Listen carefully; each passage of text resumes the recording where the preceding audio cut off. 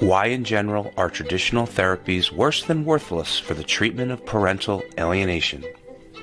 The goal and objectives of this video is to raise consciousness, to help prevent common treatment errors by most clinical psychologists, and to learn what not to do, and to provide 25 counterintuitive pitfalls where traditional therapies hurt victims of parental alienation. Timothy Baker wrote in Psychological Science in the Public Interest that clinical psychology should move toward a scientifically principled approach to mental and behavioral health care.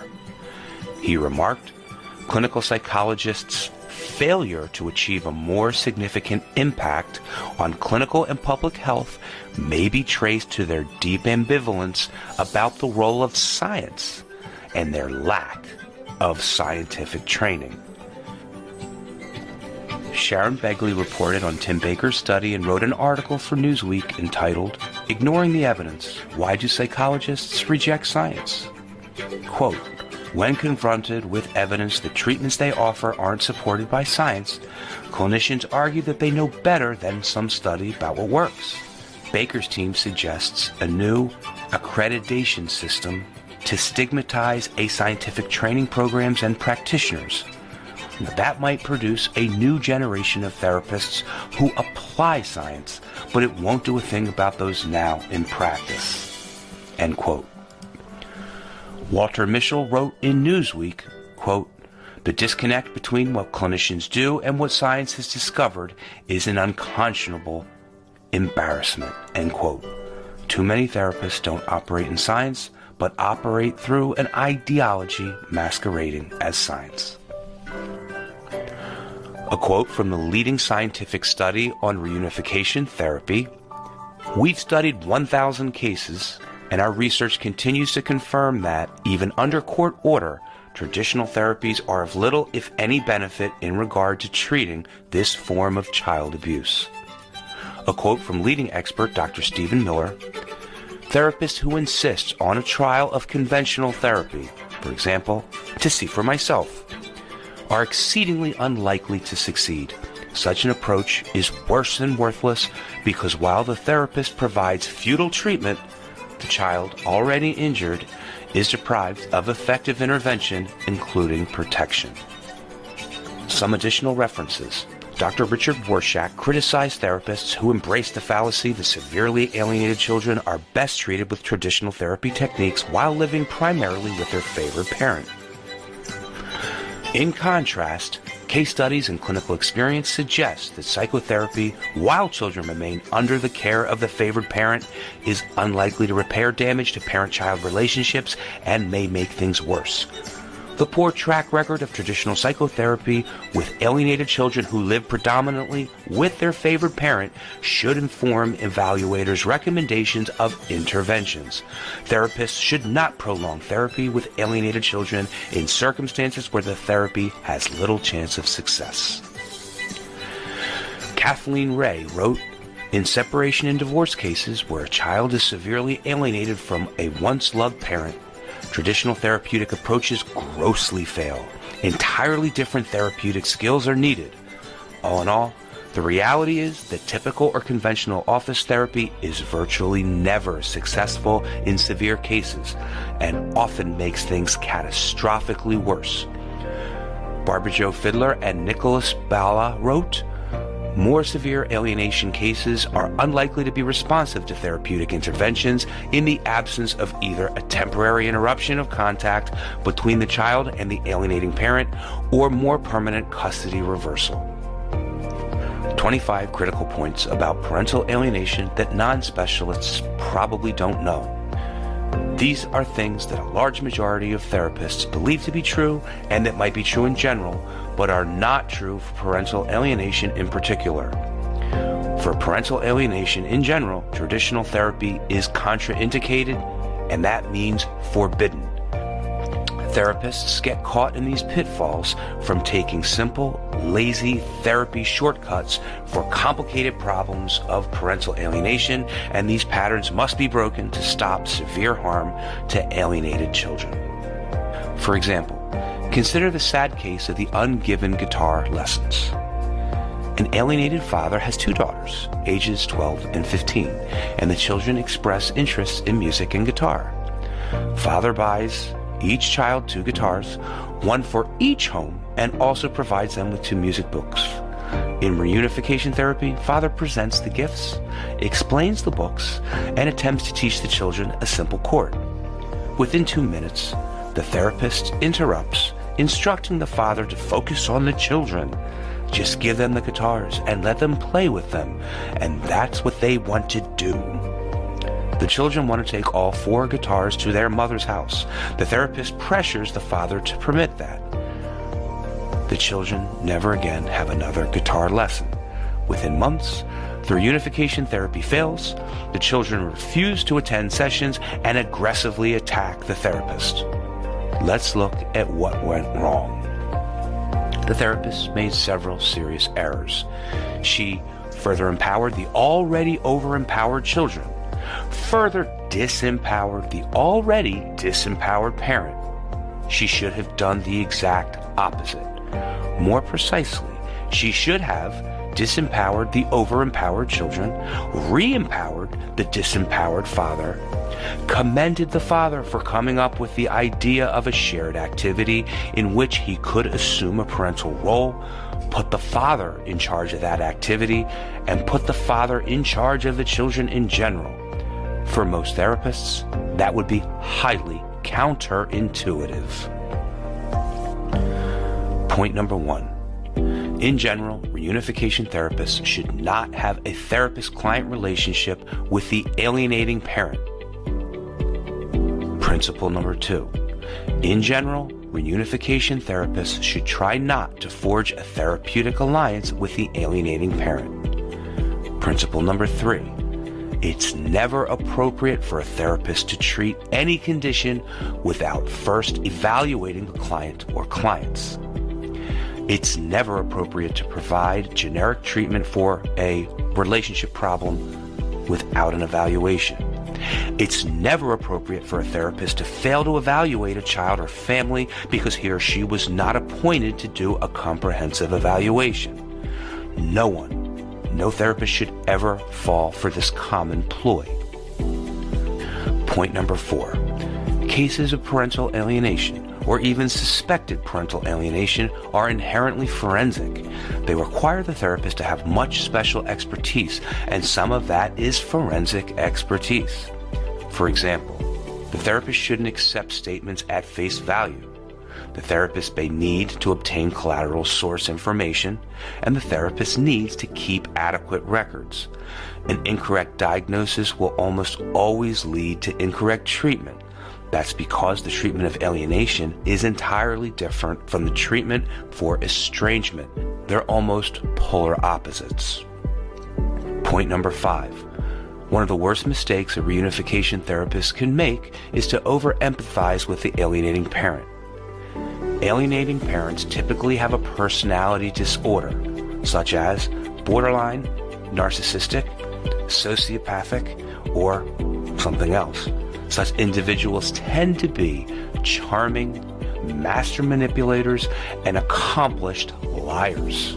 Also, highly skilled at impression management. Non-specialists typically fall prey to the alienating parent's sophisticated manipulations. Point number 6. In general, therapists are taught, don't take sides or never take sides. That rule is not appropriate for cases of parental alienation because, at their core, such cases entail child abuse and require child protection. That doesn't necessarily mean a therapist should have an adversarial relationship with the alienating parent.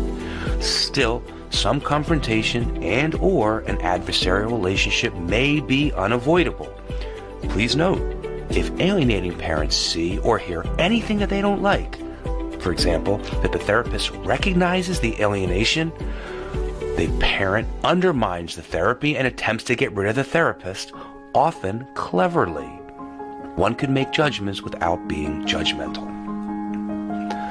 Point 7. Most of the techniques used for other types of relationship problems, for example, marriage consulting, are strikingly ineffective for parental alienation and can be very harmful. The technique of mirroring, Empathizing and validating is of limited value even for marriage counseling. For parental alienation, it's grossly inadequate and often harmful, in part because it tends to validate the child's delusions. In general, reunification therapists shouldn't follow the traditional rules that say, if one party wants to be there and the other doesn't, focus on and work with the one who wants to be there. And if one has the capacity to change and the other doesn't, focus on and work with the one who has the capacity. Point 8. Reunification therapists shouldn't allow and certainly shouldn't encourage the session to be a forum for the child to A. Voice unjustified or delusional opinions. B. Promote the alienation narrative. C. Assert alleged grievances that have no basis in reality. Or D. Disrespect or denigrate the targeted parent. In other words, therapy sessions shouldn't be allowed to become complaint or bitch sessions, nor should they be allowed to validate the child's false beliefs, cognitive distortions, or delusional thinking. Point 9. Although therapists shouldn't criticize the alienating parent in front of the children, they must correct that parent's inaccurate alienation narrative, discredit any false allegations, and get the children to give up their dysfunctional or delusional beliefs. Most therapists don't do this. Most therapists don't want to do this, and most don't know how to do this. Point 10. In general, it's not appropriate for a therapist to promote the premise that an alienated child's cognitive distortions or delusions are real to him or her and should therefore be respected and validated. One of the therapist's main roles should be to correct the child's distorted or delusional thinking, not to reinforce or validate it. It's abusive to an alienated child to encourage or permit him or her to relive the alienation dynamics. Point 11. Therapists who work with alienated children and families should create a safe environment in which the child feels free to express positive thoughts and feelings with the previously rejected parent. An alienated child needs permission to do this. An alienated child needs protection to do this. That might not be possible if a child is living with the alienating parent. To achieve a good outcome for the child, it might be necessary for the therapist to inform the court of this, and that's one reason why, in general, reunification therapists shouldn't have a client-therapist relationship with the alienating parent. Point 12. To be successful, reunification therapists may need to adopt an authoritarian approach. They may not only need to set limits, but to mete out consequences. This makes many therapists very uncomfortable. Some don't have the temperament for that. Some don't have the skills for that. Some don't understand the need for that. Failure to mete out consequences, or at least make it clear that the therapist won't hesitate to do so, is a recipe for disaster. Among other things, it tends to further empower the child and invite attacks on the therapist. The proper approach entails non-putative limit setting. Point 13. Reunification therapists should rarely, if ever, give the alienated child permission to remain silent or to otherwise not participate in the therapy sessions. Unfortunately, this mistake is quite common. It almost always backfires, and in effect, the therapist has painted him or herself into a corner because it's difficult to rescind such permission. Why would a therapist do such a thing? It might be related to a misguided desire to forge a therapeutic alliance with a child. It surely indicates a lack of understanding of the psychodynamics, the power dynamics, and the treatment priorities. Point 14. Reunification therapists shouldn't further empower the already over-empowered alienated child. In an alienated family, there's been a reversal of the normal power hierarchy such that the alienated child is higher and has more power than the alienated parent. As previously noted, one of the worst things a therapist can do is to further empower an over-empowered child. Unfortunately, that's not only common, but is usually part of a non-specialist's primary strategy. Quote, give him a say so he has some control. Let her participate in the decisions. Let them decide how often to see him or her. Point 15. In striking contrast, reunification therapists should A. disempower the over-empowered child, and B. re-empower the disempowered parent.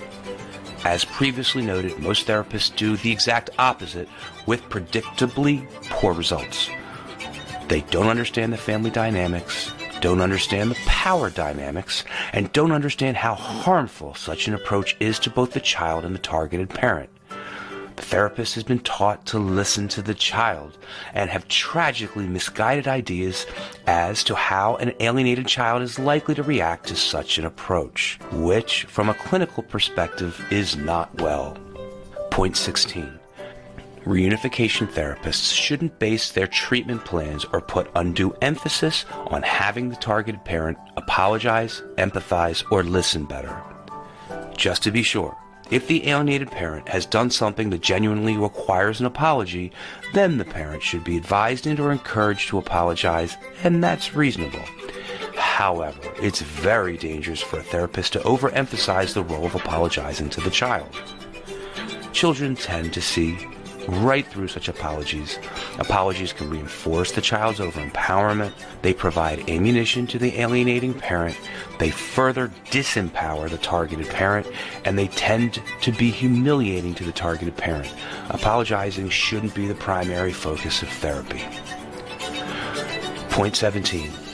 Reunification therapists shouldn't base their treatment plans or put undue emphasis on having the targeted parent improve his or her empathizing, listening, and other parenting skills.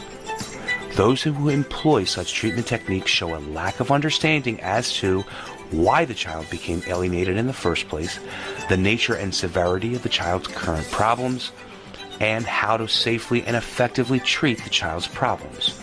Above all, focusing on the parenting skills of the targeted parent fails to treat the underlying condition. Point 18. Proper treatment of parental alienation requires an approach based on a child maltreatment and child protection model. Parental alienation meets standard criteria for psychological and emotional abuse and psychological maltreatment, and that's not debatable. For example, the American Professional Society on the Abuse of Children provides the following examples of psychological maltreatment. Exploiting and corrupting is to undermine the child's relationship with another parent. Terrorizing is to put the child in a loyalty conflict in which the child must choose to have a relationship with one parent or the other. Point 19. One of the worst mistakes a reunification therapist can make is to fail to recognize serious underlying psychopathology. As previously noted, most alienating parents have one or more personality disorders, such as borderline, narcissistic, sociopathic, paranoid, or something else. An alienated child may show signs of developing a personality disorder. If present or even suspected, such conditions should inform the treatment plan. Point 20. With few exceptions, it's usually inappropriate and often catastrophic to advise an alienated parent to step back in order to get the child to come to you. If the situation entails parental alienation, this virtually never works and will often cause great harm. Such advice, however well intended, reflects a lack of understanding of the family dynamics, the fact that essentially the child's been brainwashed and is a hostage, the fact that parental alienation is a form of child abuse, and the natural history and prognosis without the prompt intervention and treatment. Point 21. In treating parental alienation, it's rarely appropriate to advise that resumption of contact with the alienated parent be done gradually and slowly over time. It's generally not appropriate and usually harmful to advise that a child and alienated parent should just take baby steps in order to give the child time to adjust. This error usually reflects a misunderstanding of the clinical priorities and how proper interventions work. It also sends some terrible and damaging messages, such as, "Mom and Dad is stressful, if not dangerous." "The child can tolerate Mom and Dad only in small doses," or X amount of hours per week is perfectly reasonable, and so on.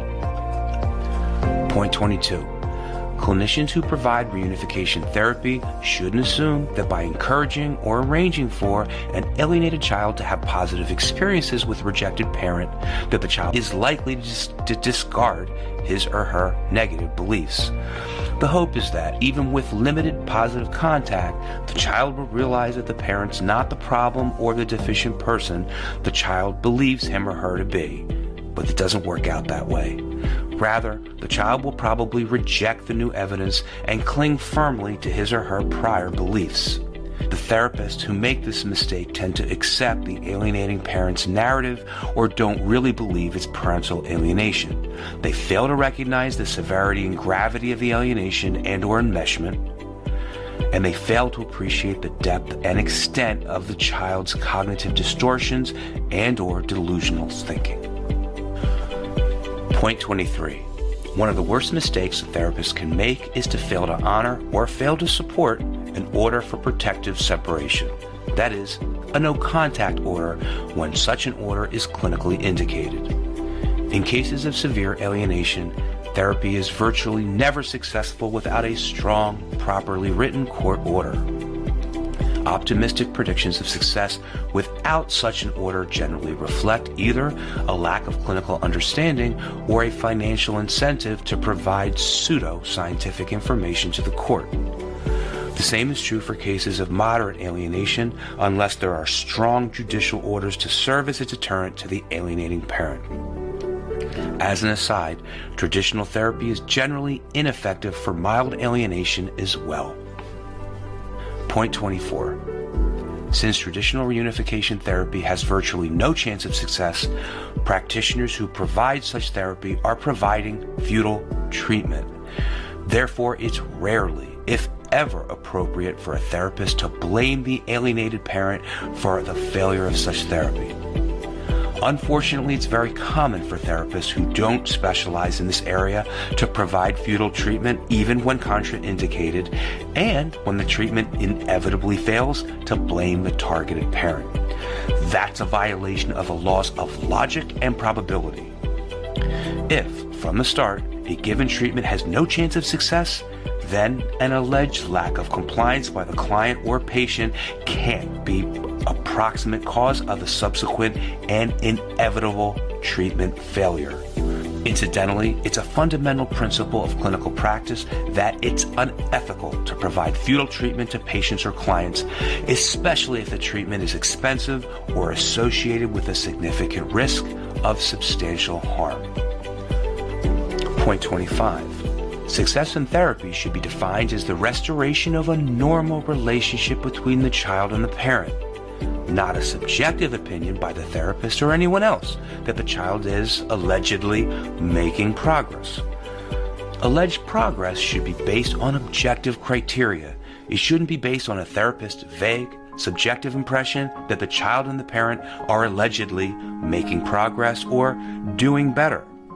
In general, if a therapist hasn't met the treatment goals within a specified time, the duration of therapy shouldn't be extended based upon a bald claim that with more time, the therapy is likely to be successful. With proper intervention, a normal relationship is usually achieved in days or weeks, not months or years. Conclusion. The point of this video is to raise consciousness about parental alienation and reunification therapy. It's too complicated for just one video. Further study is required for therapists who perform parental alienation and reunification therapy, and judges, lawyers who deal with these situations should become specialists in parental alienation. Written by Dr. Stephen Miller and produced by the Law Center.